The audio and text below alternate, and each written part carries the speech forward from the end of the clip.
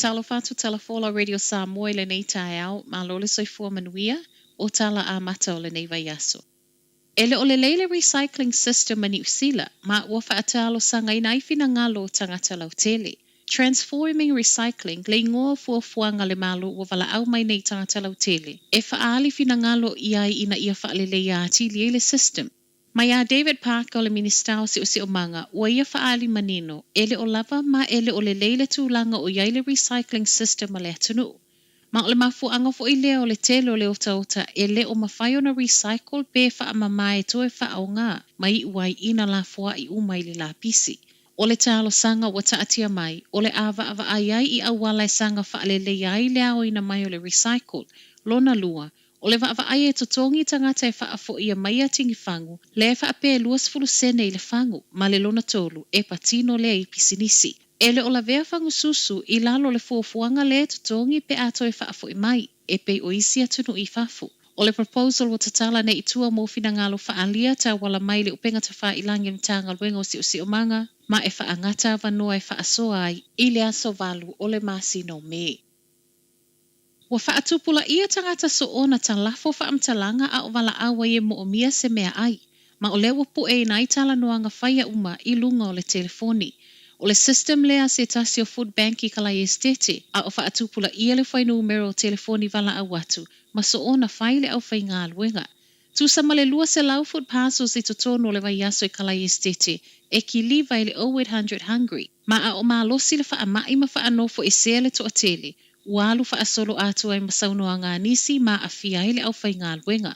A opo e nai la telefoni o lo wala uatu, o leo fo iwa wha asao na toe o i aise feso soani i a ingo lo so o na saunoa. Pe a wala uatu o na e pui fo ile au whai ngā luenga o lo o volunteer i taimi e o atu ai e momoli pusa mea ai. So e sa wai male talo sanga i tangata o lo wha talo sanga ina nei feso soani e manatua o le au whai ngā luenga o tangata o lo ngā lulue le aini tutongi ai o lo o fia feso soani. Ua wha maa mai le atu kuki siaki o lo o whaia e pāsese mai ni usila, ai e le i whai malanga atu.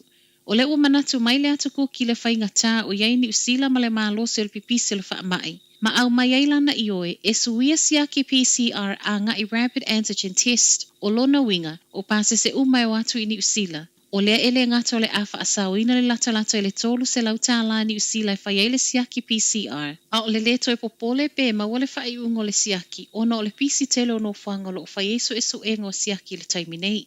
A o suiaila i rapid antigen test, paule wha manatu, ia whaia a o iaise i se moli mau e pe o le fō mai. Ma e te tau fo ona whai e tutono le lua se fulu whai tu la ai ele i alu ese atu mani usila.